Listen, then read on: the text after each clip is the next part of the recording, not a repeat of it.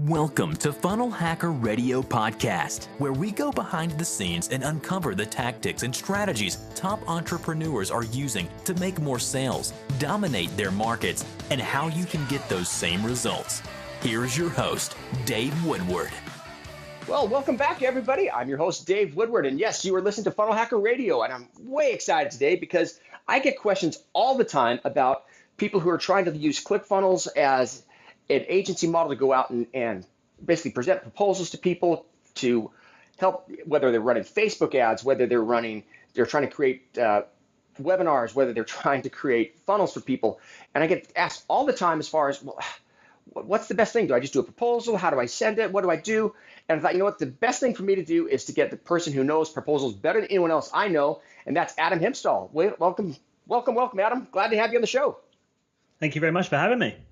So Adam is the CEO of Better Proposals. They specialize in doing exactly that, and that is helping you basically create the proposals that can help you win the deal. So some of the things we're going to be talking about today is going to be how to actually increase your price, how to increase the conversion on your proposals, which is one of the main things most people want, why you should send a proposal and what to include. The two things, though, I'm most excited about, and that is how to get paid immediately. And the one thing I know when I was consulting that drove me crazy, and that was how to avoid scope creep. It's like drives me crazy. So with all that said, let's kind of just dive right in, Adam, as far as why do people need to send a proposal? I know it seems kind of basic, but why? No, it's a really good question. It's a really good place to start, actually, because a lot of people don't actually want to sit down and write them, which is the first thing. Frankly, they're a real pain to write. They take an awful long time. And, if you're probably, maybe you won't win the job and it seems like a wasted effort. So a lot of people try and leave it, and then wait till the last minute. And only when it's kind of confirmed, then they go through the effort of actually writing the thing up once it's almost done. The problem with that method is that someone's already won the job by the time you got around to doing that. So you want to get put your best foot forward and do it very, very quickly. So, I always think you want to give somebody a decision to make. That's really the best way to think about it. So if you never send a proposal, what decision are you asking them to make? You're asking them to create the whole thing in their head, guess how you want to work, and then just magically tell you. Now, sometimes that happens because that person needs you more than you need them, and they'll chase you down and all that sort of stuff. But it's actually much, much easier for you to just tell them what you want, tell them what they need to do next, and ask them a simple question. Do you want to do it? And the easiest way to do that is with a proposal. Well, I know that especially in today's world, things seem to be kind of casual a lot of times. It's like, hey, I know a buddy and he's trying to do this. And when they're actually going out trying to win a deal, they typically don't even know what they're going to offer. It's more of almost more of an interview type of thing. They're sitting down saying, gosh, I can do everything. I can build funnels for you. I can run your Facebook traffic. I can actually create the webinar on the back end. I can create all these things. How does a person basically fine tune the proposal so that it's a win-win for the person presenting, and at the same time, the other person who's actually on the other end thinks, of course, I need this person. Yeah, so that's a really, really good point, actually. And was it Christos that you had on recently? Yes. You guys were talking about questions, and yeah. I was just literally listening to it earlier, and it was it brings up a really great point, and that's the art of asking good questions. And sometimes when we're talking about proposals and things like that, people think that you eliminate that question part. You still have to do that. You still have to sit down with that client. You have to listen, use your ears more than your mouth, all that kind of stuff, and really get to the truth of what they actually need, what they want. And you still need to go through that discovery phase. And only once you've done that bit, then you can sit down and you can start to put a proposal together that actually makes sense to them, which in essence, if you're talking about that kind of method where it's a very consultative kind of process, you're actually just documenting an action plan.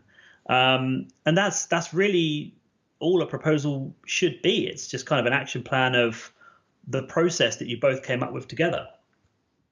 I love that idea. Well, let's talk about what are the things they need to. So what you're basically saying is the things they need to include in the proposal is more of the action plan of what it's going to take to actually make this thing happen. Is that correct? Yeah, I mean, it's start to finish, isn't it? So, one of the things I like to say to people is that obviously we have the benefit of having, a huge amount of data that we can draw upon to try and help people actually close more deals. And we know that the 2 pages that get read the most are the first page of text, so typically an introduction or an executive summary or something of a similar nature, and the price page.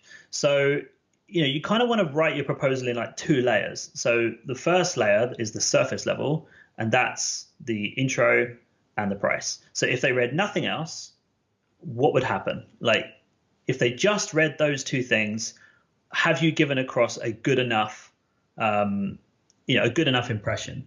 And then everything else just adds to that and supports those arguments. But it's really just about asking those great questions and using that executive summary or that introduction to really hammer home the real reason why they're trying to do this. So yes, they want more leads into their business. If you're going to sort of build a funnel for them, do the webinar thing, whatever the chosen method is. But what's the real reason that they actually want to do that? And that's, I think, a very, very hard thing for people to do. But when you really discover what that actually is, it changes everything, and it makes the whole proposal writing thing just a formality and a foregone conclusion that, of course, they're going to work with you because you're probably the only one that's ever understood them. I totally agree with you on that. I think that's the honest truth. Well, tell me then, the hard part for obviously people is the amount of time it takes for proposals. Mm-hmm. And the other issue they deal with is how many of these am I going to win? So how does what you guys do and teach and work with, how does it actually help them basically win more or convert more and at the same time at higher prices? Sure. Okay. A lot of questions at one. Okay. So, I know. I just threw them all out at you. That's all right. So we'll slow it down. How about let's go on just conversion. How do you increase conversions on your proposals? Increasing conversions. So the first thing you want to do is send it quickly. That's the quickest way to lose a job or a potential job at that point is to just wait. And the longer you leave it from that moment of, think about this, in a meeting or a discovery session, be it on the phone or in person, when somebody says, "Great, that's amazing. Can you send me a proposal?" That moment right there is the most excited they are ever going to be. And it's also the most likely. This assumes you're dealing with business owners and that sort of thing. You're going corporate level, it just does sort of start to apply slightly less. But if you're dealing with small businesses, that is literally the truth. The closest you're going to get money out of anybody is that moment. So if you leave it 5 days before you put a proposal in front of them, do not expect them to be as excited as they were in that moment. So the easiest thing you can do to increase conversions is just send the damn proposal quicker. That's one thing you can do. The second thing I've kind of already mentioned is improving your questioning.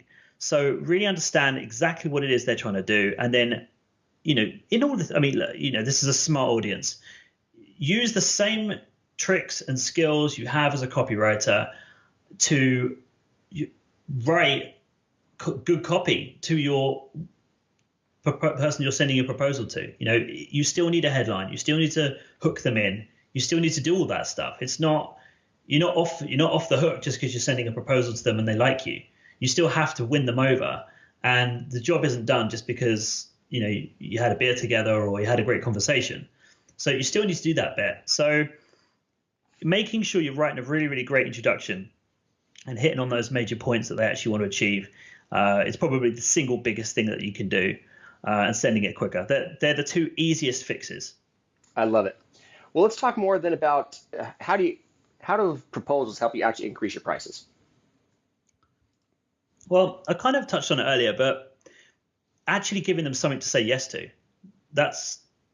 you actually make it very, very easy for them. If you think about your day, I know that I get somewhere in excess of 500 email a day, and a good chunk of that I'm supposed to reply to, apparently. So, we're all busy is my point. We're all busy, and the conversation you're having with somebody about this potential deal or the work that you're going to do with them is just one of millions of things that's going on in their life. So making it easy for them is probably the single biggest thing you can do.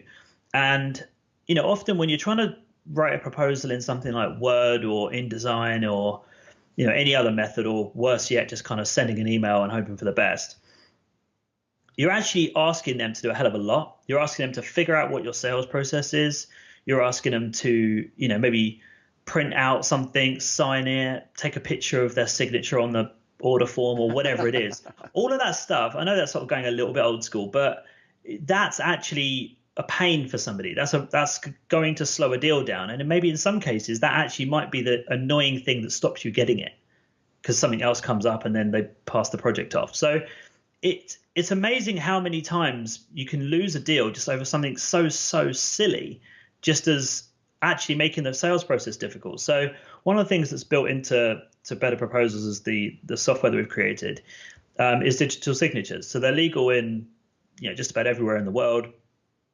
And you just literally ask your customer to type their name in and press a button. That's it. Done. Very cool. So it's completely legal, and obviously you're making it really, really easy for them. And that's the name of the game, really.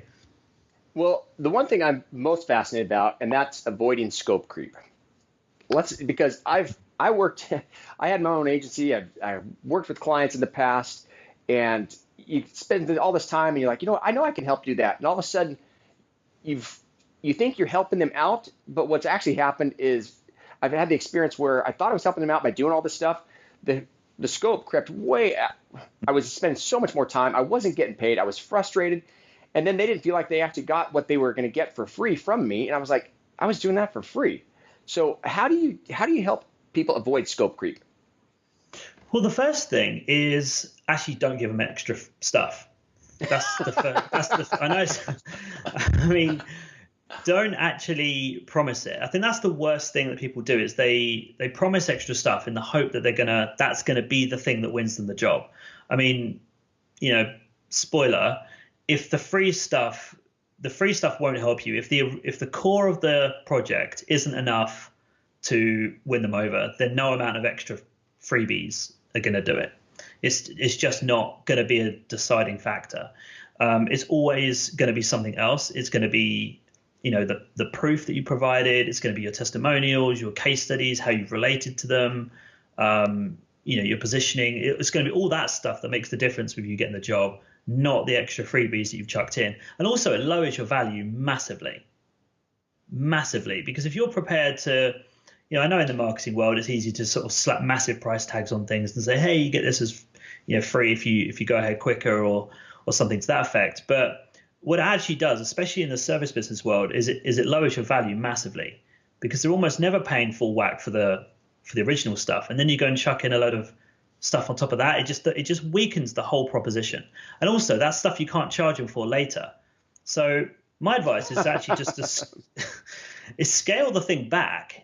Don't give them that free stuff in the first place, and just do an amazing job of delivering what you actually promised them. Because I mean, here's like a sort of kind of a basic way of thinking about it. So somebody comes along and they want a funnel, right? They just want the funnel done for them. So you quote for that, you do it. You've priced it up and you delivered 100% of that thing. But if you said to them in the whole sales process, oh, by the way, we'll do this extra thing for you as well, and then you do that, but then it was a freebie, it was extra, so maybe you didn't put as much effort in, and you delivered maybe 70% of that. Well, you've now actually under-delivered by giving them more stuff. So you've created more work for yourself. You've overpromised, and then you've under-delivered on that promise. You'd have been better off not giving them the extra thing in the first place. I love that. I think that's fantastic. Well, last question here, and that is, how do you get paid immediately? I'm always about getting that first check. So how do you get paid immediately? I actually skipped one of your questions, and I didn't even mean to do it. But you asked earlier how to get paid more in the process. Oh, yes. Somehow skipped over that question somehow. But I'll attack both. So how to get paid more is really just confidence. I love that. Giving them, having confidence in yourself to charge a higher amount is the first thing. The second thing, and this is more relevant to your audience than perhaps any other that I've spoken to, but the fact that you're dealing with such logical stuff, with funnels, with open rates, with click-throughs, it's the clues in the title, funnel. You can actually mathematically work out with a starting point number and predicted sort of conversions along the way, how much money somebody's going to make. You can make reasonable guesses. So use that maths, use that logic. Same thing if you sell SEO, do any sort of pay-per-click work, anything like that, anything where you can mathematically draw a conclusion to a final number or an ROI, and use that in your sales. I mean, if somebody's saying, oh, it's going to cost, I don't know, $1,000 for something, and they provided no backup, no ROI calculation, no nothing. They're just like, it's going to cost this and that's it. That's fine. That might be good value to somebody, but it's actually much, much easier to get $2,500, which is way more than the original 1,000, if you broke it all down for them and gave them a logical sort of flow as to how they can reach 15,000 in profit. Now your $2,500 seems really, really cheap. I love that. I love selling money at a discount. It's one of my favorite things to do. So I think that's great. And how to get paid quicker is actually really quite simple. And we've made this even easier with a relatively new feature in Better Proposals, is ask for the money immediately afterwards and give them a really easy way of doing it. So in Better Proposals, what we've actually done in the software is once they've signed the proposal, you can hook up your sort of Stripe account, your PayPal, anything like that, and they can immediately pay the deposit there and then. So there's none of this like chasing people after the deal's been signed, or yes, we want to go ahead, but when. There's none of that. It removes all the ambiguity. You get the deal signed, and then they immediately pay. And and then the cash is in your account. You start the process quicker. They're on board. You can crack on. You're more excited. They're more excited. Everything gets done quicker, and you move on to the next job. So it speeds everything up from the start. And it's working incredibly well. It's fairly new, but a lot of people have been testing it out, saying it's working an absolute treat for them. But even if you weren't to use something like Better Proposals, you can still apply that same logic in providing it, just providing an easy way for them to actually make that payment. So, giving them a way to pay with a credit card immediately after signing or agreeing the proposal is a really good way of going about it. I love that. I think that's that's one of the things people always seem to struggle with the most, is getting that first check. And it's almost like people struggle with the actual sale or asking for the sale. But once they've asked for the sale and they get the sale, the next thing is, well, now I got to actually get the check. And I think just making that as simple as possible for you as well as for them is awesome. But the other thing as well is you've actually just touched on it, asking for it. And isn't that a hard thing to do? Actually saying do you know what I mean? Actually saying to somebody, yes, so now I want you to put your hand in your pocket and give me the money. That's a hard thing to do.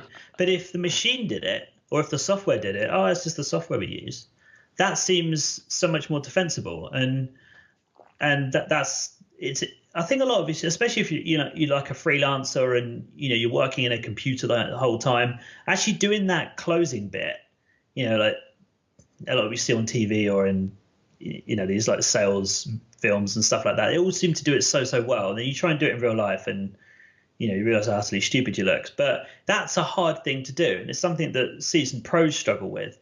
Never mind freelancers sort of doing it once every 3 months. So it's very much worth trying to use the technology that's around, be it our stuff, be it anything, it doesn't matter, but use that technology to try and, I hate to say it, but almost like pass off the job. Like, I'm not the one asking for the money, the software is. So just do what it says and everything will be great. I love it. Well, Adam, as we get close to wrapping things up, any other advice you want to give to people? Get your proposals out quickly. Just create a process for it. Get a good template. I mean, we've got 43, I think, templates, all mostly in the sort of marketing and sort of tech web space, all over on our website. I'll give you the link in a second. But get a process for it, because that's the bit that's going to slow you down and make things difficult. But yeah, there's tons of them over on our website, over at betterproposals.io. Fantastic. So is betterproposals.io the best place them getting a hold of you? Because I'm sure people have questions about this kind of stuff. Yeah, absolutely. So we've got a live chat system on our website. So you just go to betterproposals.io. And if you hit up the live chat, that's usually me there. But if you leave a question, I'm more than happy to come back. But yeah, type out your question and let me know that you where you heard of us from, and then I can come back to you with a nice, decent answer and give you a bit of time. I love it. Well, Adam, thank you so much for your time. And again, appreciate you addressing a lot of these concerns people have as freelancers and going out trying to land the deal. So I appreciate it. I look forward to talking to you soon. And thanks again. Thank you so much for having me, Dave. Cheers. Thanks for listening to Funnel Hacker Radio Podcast. If you'd like to be notified anytime we release a new episode, just subscribe over at funnelhackerradio.com. In addition to that, we'd love to send you a free gift. You can find that free gift at funnelhackerradio.com/free trial. One last thing is we love giving away cars. So if you'd like access to a free dream car, all you have to do is go to funnelhackerradio.com/dream car and you'll get all the details. Thanks again for listening.